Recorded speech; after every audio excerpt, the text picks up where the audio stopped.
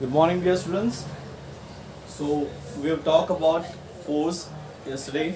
What is force? It is a push or pull. And what does force do? It can change the state of an object. Where if it is in if it is in rest, the force can change into motion. But it is not compulsory.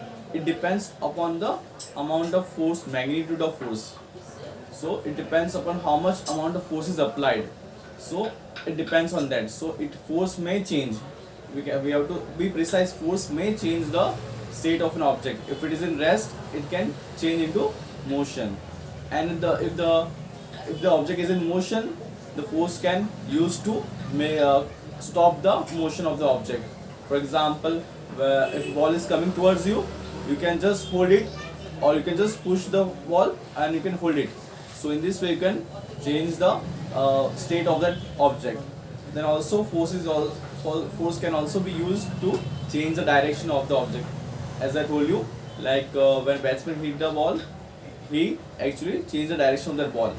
Also force can also used force may also used to change the shape of an object, but it may depend on the magnitude of force, amount of force. So if you want to change the shape of an object, it depends upon the magnitude or the amount of force you are applying. Okay, so by force we can change the direction of the object. By force we can change the shape of the object. Like there are so many day-to-day examples, like while making duff of the roti, you are changing the shape. As I told you about the gulab jamun example, and there are so many examples. And force are actually of two types: contact force and non-contact force usually. Now we were discussing about contact force. Contact force means two objects are attached with each other. Like when we are talking about a contact force, the two objects are in contact. For example, first was muscular force.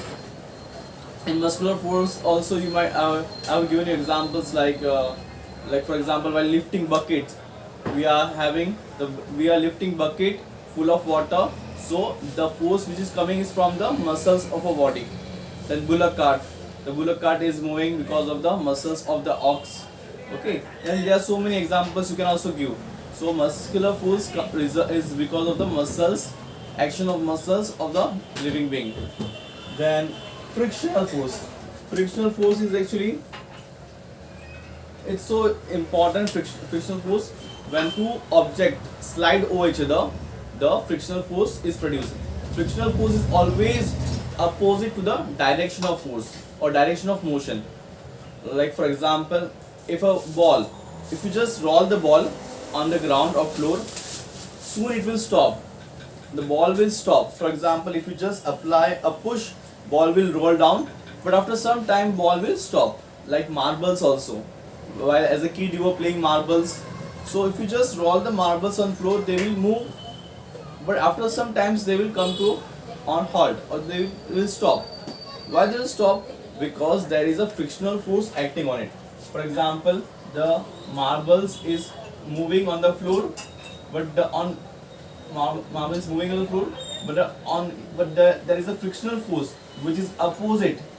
Frictional force is always opposite to the motion of the marble.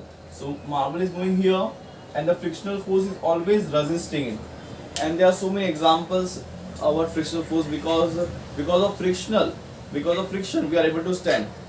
The contact between the foot and the ground, so there exists a friction, and because of that the force is actually, the frictional force is opposite to a direction of a motion. If a person is walking in this way, frictional force will be in this way. So there is opposite force. Frictional force is always in the opposite direction of the motion, and because of friction we are able to stand. If there is no friction, what will happen? We will slip down, we will fall, because if the surface is slippery, we call it frictionless. If you put oil on the ground or floor, the surface will become slippery, or we can call it as a frictionless surface. So on that surface, what will happen? We are not able to stand properly and we may fall. Many times you might have experienced this, like near a lake or near a river, on certain rocks are very much slippery because of the water and the algae the surface becomes very much slippery, frictionless. So if you are able to stand on that, you fall down. So this is actually about friction. Friction is an important force which is there in our day-to-day life, and because of which we are able to stand, we are able to walk,